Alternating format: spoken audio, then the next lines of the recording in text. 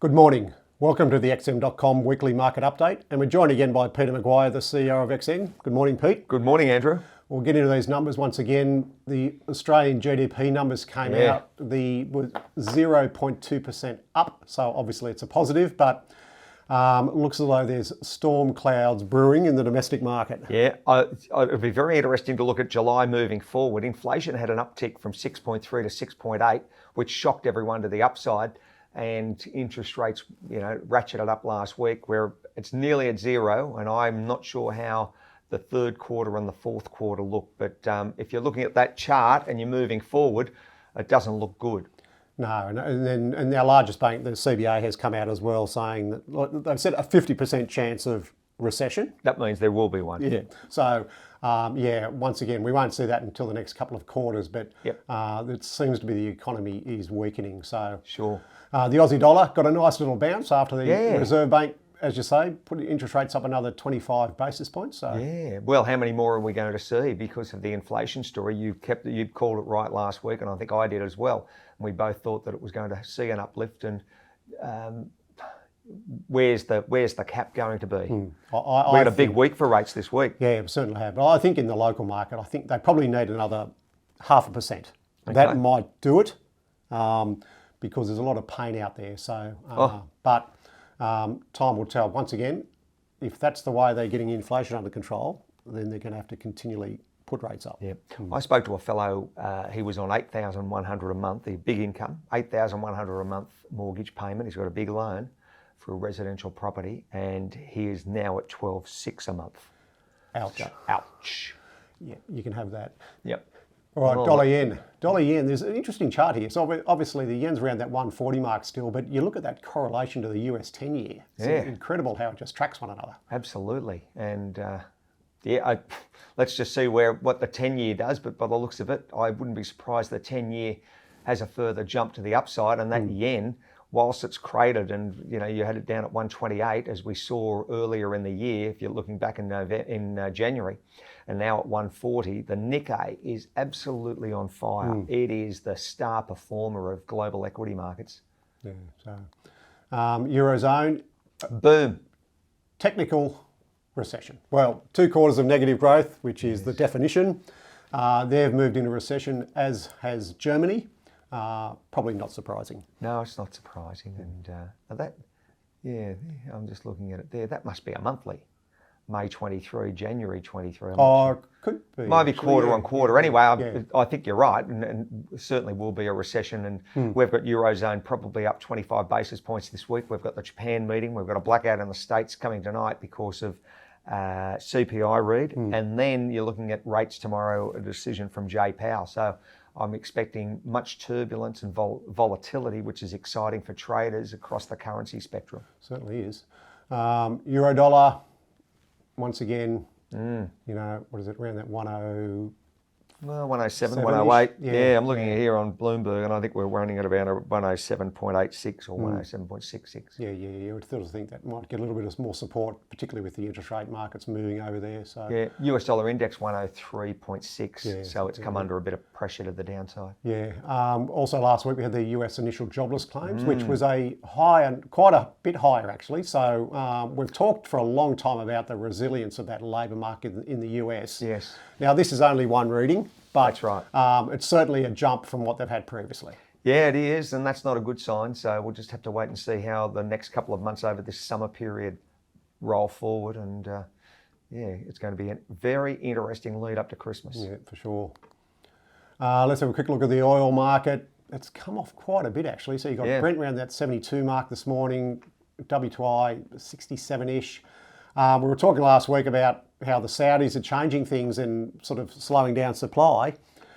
It hasn't had the desired effect for them as yet. Not as yet, and it's very evident that 67 is not where they want to play, or 72 for Brent.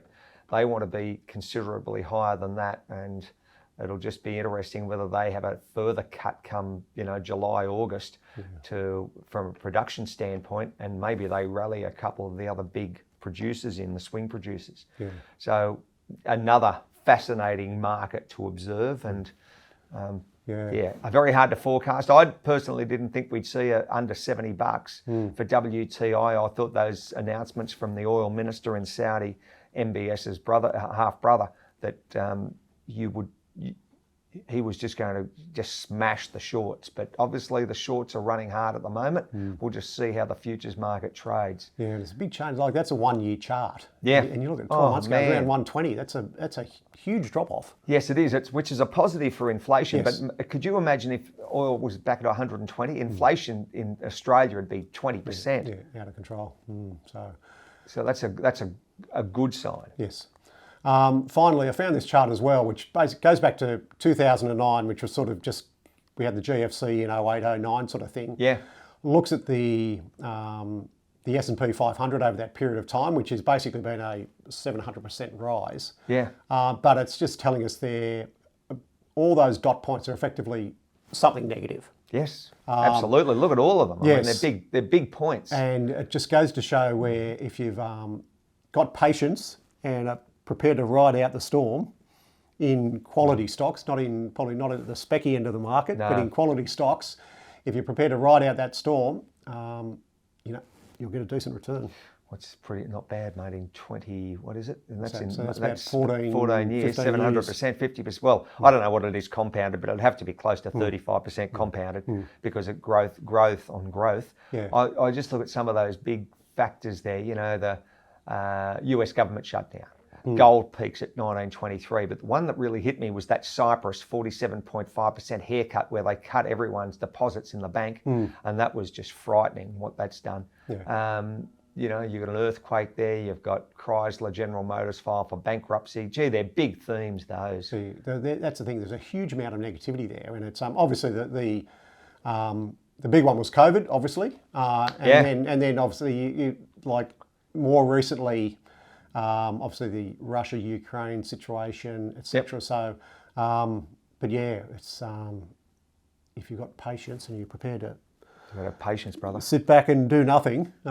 Sometimes it can be the best way forward. So put them in the bottom drawer, and just keep on getting on with your life. As long as they're quality, that's what I think. That's right. You've got to have quality. Yes, yeah. So, but yeah, interesting chart. So.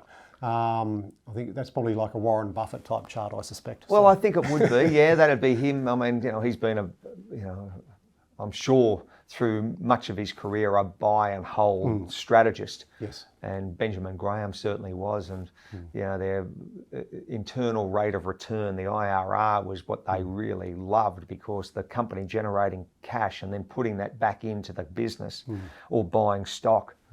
Yeah, that's an interesting, for any new traders out there, I think, when you read and you understand how these traders do it over a long run, it's good education for them, Andrew. Yeah. And I think I read an article only recently, they were saying for the majority of investors, particularly retail, their average hold time in the share market is 5 months. Wow. Whereas these sort of investors, they're holding for 10 years. Yeah. 5 decades. And any equity chart, if you look at over at a period of 5, 10, 15, 20 years, the equity market is your best performer. Yes, you've got to admit that. By a long shot. Yeah. So, but yeah, interesting looking at all that on one chart. So it makes property look very ordinary. But anyway, we'll see how we go. Big week this week. It sure is. Yep. I'm looking forward to seeing what happens as far as Fed Chair Powell. 20% chance that they're going to see a rate rise this month. 80% probability for July. But if it's a bad inflation read that comes out tonight, then I think that will change his mantra, and it's going to be a flick of the coin, it rolls. Well, if it does pop, that might take the wind out of the sails a little bit of the equity market. So, but we'll see how that one plays out. I hope it doesn't pop as much as what happened in Australia last week, 6.3 to 6.8. Well, you would hope not. You would hope not. No. So, but we'll see.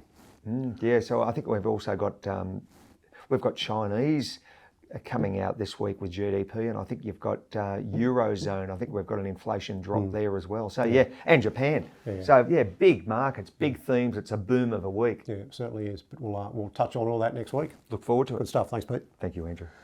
And that's the XM.com weekly market update.